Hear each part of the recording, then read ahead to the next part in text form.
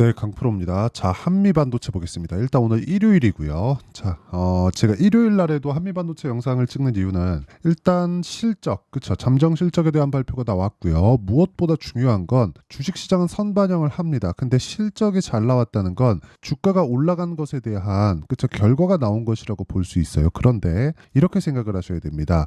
한미반도체의 실적이 지금 잘 나온 것, 그건 너무 당연하게 잘 나와야 되는 부분이 있고요. 그리고 앞으로 전망치가 좋아질 것이라는 것, 이건 자, 여기 한미반도체에서 지금 주목받고 있는 이유는 TC 본딩 장비 때문에 그렇습니다. 단지 이거 하나만이라고 보시는 분들이 있을 수 있는데, 지금 ASML이라고 들어보셨을 겁니다. 반도체를 지금 쭉 보고 계신 분들이라면 ASML은 지금 슈퍼을이라고 불리우고 있고요. 지금 엔비디아에서 찍어내고 있는 GPU 있죠? 그 GPU를 TSMC에서 만들어줍니다. 근데 TSMC에서 만들어줄 때 ASML 장비를 가지고 만듭니다. 그리고 이 둘은 협업 관계예요. TSMC에서 계속해서 여기 엔비디아나 뭐 애플이나 이쪽에 뭐 GPU나 AP를 찍어내는 과정에서 ASML의 도움이 필요하다는 거고, ASML도 추가적으로 그쵸, 업그레이드된 장비 뭐 다음 버전을 계속해서 개발하는 과정에서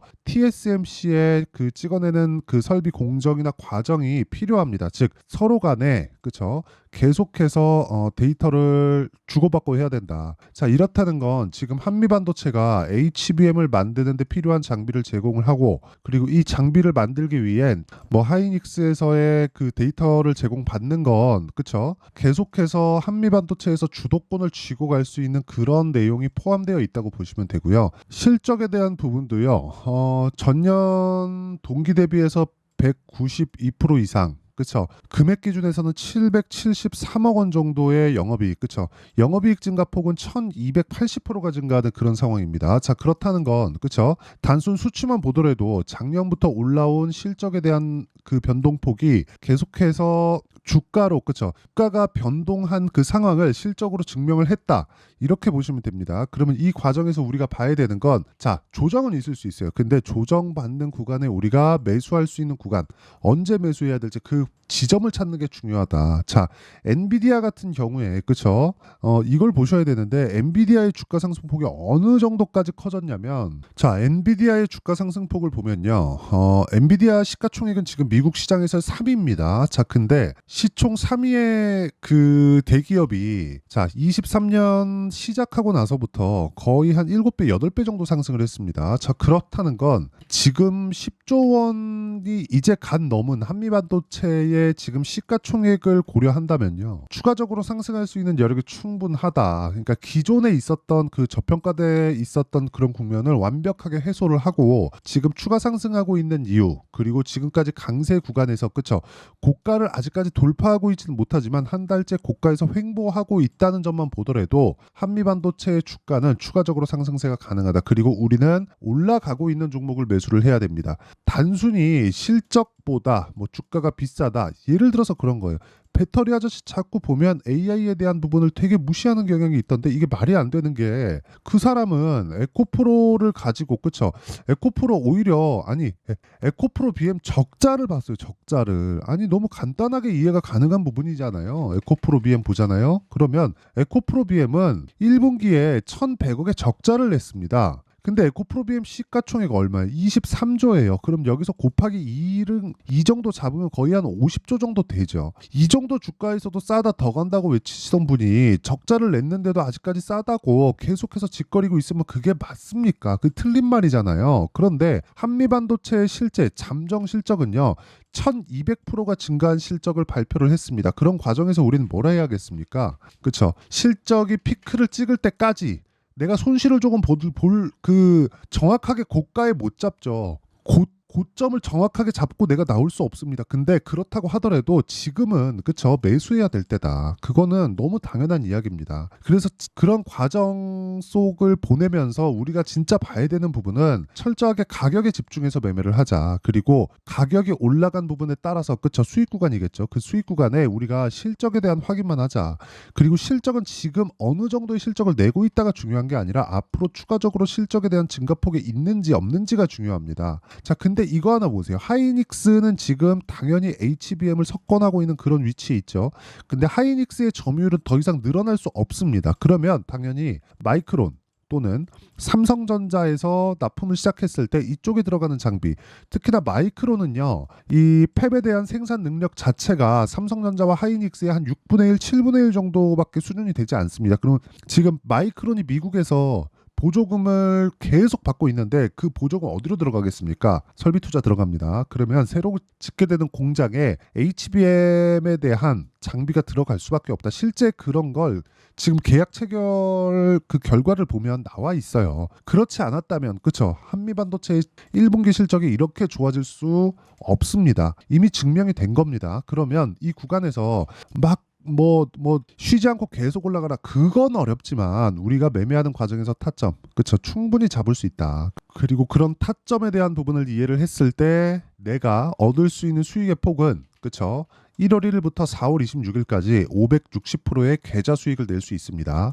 자, 이 화면은요, 조작이 불가능한 화면입니다. 그쵸? 정확하게 키움증권에서 1694번에서 나오는 화면이고요. 그리고 이건 손실 부분이 포함된 계좌 수익이기 때문에 누구도 따라할 수가 없습니다. 그리고 이 타점에 대한 부분에 대한 이해가 된다면 수익에 대한 폭이 완벽하게 달라집니다. 자, 한미반도체를 본다고 해서 한미반도체 관련된 종목들만 매매를 해야 될까요? 자, 내용 한번 보시면요. DIT 뭡니까? HBM, 그쵸? 반도체예요. 올라가는 구간에서 매수한 결과, 그쵸, 계속해서 수익을 내는 부분. 자, 5% 정도의 상승세를 금요일 날도 보였습니다. 이거 말고도요. DI, 그쵸, DI를 보더라도 어때요? 올라가는 구간에서 계속해서 매수한 결과 26%, 22%, 18% 정도의 수익을 내고 나오죠. 자, 그리고 자람 테크놀로지 같은 종목도 올라가는 구간에서 매수한 결과 75% 정도의 수익을 내고 나올 수 있습니다. 그리고 이런 부분에 대한 내용을 여기 소통방에서 모두 공유를 하고 있다. 그리고 4월 26일 금요일입니다. 금요일 날 같은 경우에도 시장감에서 8시 49분 장 시작 전에 공개를 합니다. YC 아시죠? YIK입니다. 반도체 종목을 주력으로 삼고 있는 그 투자자들은 이 종목군들에 대한 부분을 모를 수가 없습니다. 선익 시스템. 자, 선익 시스템도 보면 올라가는 구간은 정확하게 공략한 결과 어떻습니까? 금요일날 상한가 마감하는 그런 상황을 나왔고요. 그리고 그 밑에 YC 같은 경우에도 올라가는 구간에서 매수한 결과, 그쵸, 이미 20% 수익을 냈는데도 불구하고 또 샀죠. 금요일날 16% 정도의 상승세. 자, 매매하는 과정에서 내가 너무 어렵다, 어떻게 해야 되는지 모르겠다 하시는 분들은요, 소통방으로 들어오시면 되고, 소통방은 무료로 진행한다. 이게 다 채널 성장을 위해서 하는 거니까 구독 그리고 좋아요 2개 눌러주시고요. 상단에 있는 전화번호로 구독 또는 10억이라고 문자 보내주시면 제가 구독자 인증해드리고 소통방 입장 링크를 순차적으로 공유를 해드리도록 하겠습니다. 그러면 제가 어떤 종목을 공략하는지, 그리고 그 종목군을 가지고 어떤 식으로, 그쵸, 미래 가치를 반영하는 부분을 어떻게 잡아내는지 그 내용에 대한 부분을 보여드린 거고, 그리고 나서의 결과는 아까 전에 보여드렸었던 내용처럼, 그쵸, 여기 560%의 4달 동안 560%의 계좌 수익을 낼 수 있습니다. 그러면 이걸 가지고 우리가 종목군에 대해서 다시 한번 보면, 한미반도체는 추가적으로 상승하기 위한 조건은 이미 갖춰졌습니다. 실적에 대한 부분 확인했고요. 그리고 마이크론이나 삼성전자에 대한 수주가 앞으로 계속 나올 겁니다. 이쪽에선 공장을 계속해서 증설하고 있어요. 그리고 하이닉스 쪽도 공장을 증설하고 있지만, 그러면 이 세 가지를 다 갖고 있어요. 이런 기업이 어디 있어요? ASML, 그렇죠? ASML 삼성 파운드리에도 들어가죠. TSMC에도 들어가죠. 인텔 파운드리에도 들어갑니다.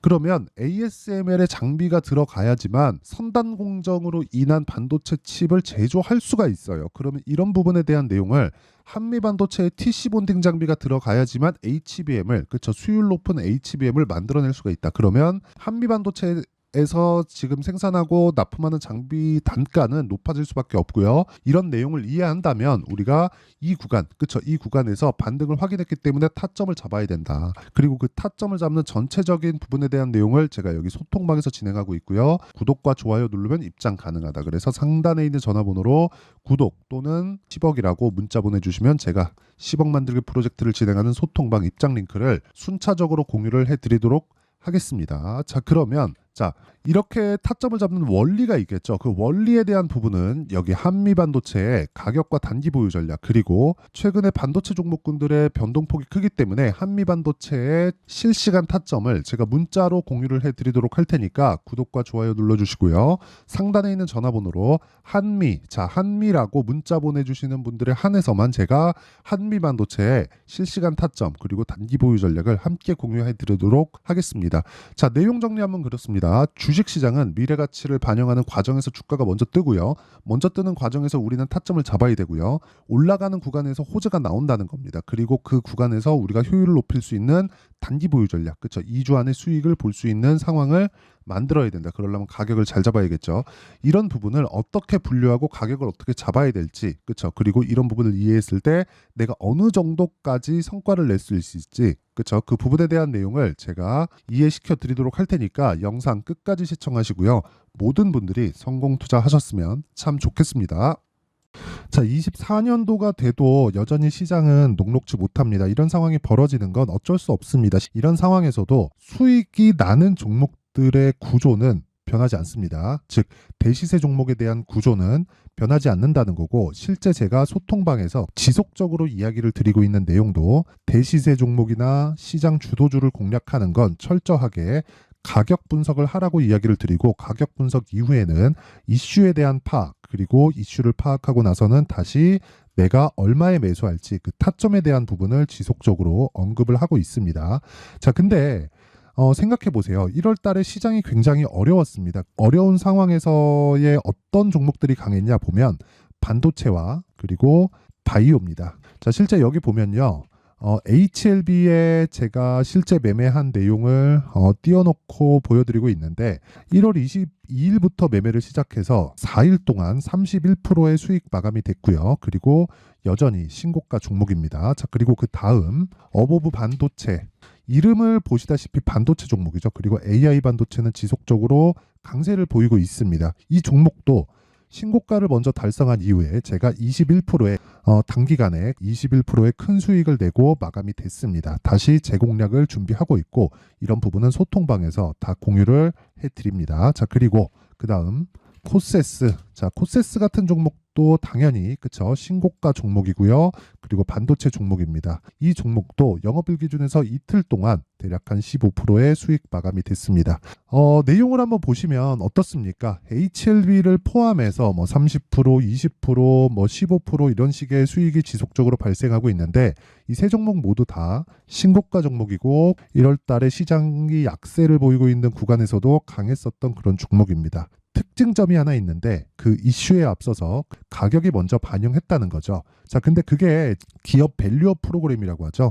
그 종목들도 마찬가지입니다. 오늘은 그 부분에 대해서 이야기를 드릴 텐데, 그렇게 제가 가격을 먼저 보고 이슈에 대해서 파악하는 이유는 결과적으로는 큰 시세를 먹기 위한 사전 준비 작업입니다. 실제로 큰 시세를 먹기 위해서 사전 준비 작업을 했을 때 여기 레인보우 로보틱스 127%, 그리고 ISC 98%, 그리고 한미반도체 97%의 큰 수익을 내는 상황을 만들 수 있습니다. 어떤 식으로 소통방에서 진행됐는지, 그쵸? 그 상황을 제가 이야기를 드린 건데, 이런 상황도요, 당연히 신고가를 공략했을 때 가능한 겁니다. 자, 그러면 이번에도 마찬가지입니다. 그쵸? 정부 주도의 코리아 디스카운트 해소 방안이 2월 달에 발표를 하고요. 그리고 2월 달에 발표된 내용을 토대로 주가가 움직이는 게 아니라 이미 움직인 내용이 있죠. 실제 이 내용은 크게 중요한 게 아니라는 겁니다. 실제 움직인 내용을 보면, 자, 기아차입니다. 실제로 12월 달에 신고가를 만들어 놓고 정부에서 입김을 불어 넣으니까 순식간에 기아차를 포함해서 현대차 같은 거대 기업들의 주가가 2주도 채 되지 않아서 40% 정도의 큰 시세를 냅니다. 자, 그러면 우리는 어떤 종목을 봐야 될까요? 이슈를 파악해야 되는 것도 맞지만 철저하게 가격에 맞춰서 매매를 해야 되는 게 당연히 중요합니다. 정부가 주도하는 정책 방향이 있겠죠. 그 방향에 맞춰서 우리가 종목을 찾을 필요가 있다. 자, 그러면 답이 나왔습니다. 정부가 주도하는 방향에 맞춰서 제2의 기아차를 찾는 게 지금은 중요하다. 근데 정부 정책의 방향에 맞게 가자. 그랬을 때 앞서서 제가 보여드렸었던 내용인 여기 레인보우 로보틱스 127%, 그리고 ISC 98%, 그리고 한미반도체 97%와 같은 수익을 낼 수 있습니다. 물론 시간에 대한 부분은 최소 2주의 시간이 필요하고요. 그리고 최장 3개월 안에 끝내야 됩니다.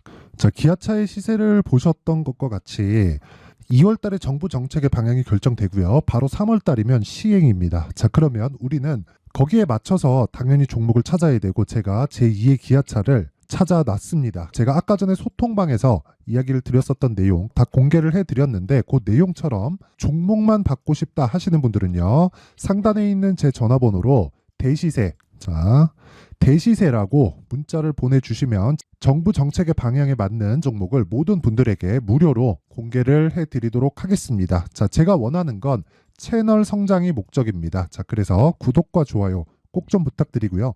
모든 분들이 정부 정책에 맞는 방향으로 매매를 이어가서 큰 수익 보셨으면 좋겠습니다.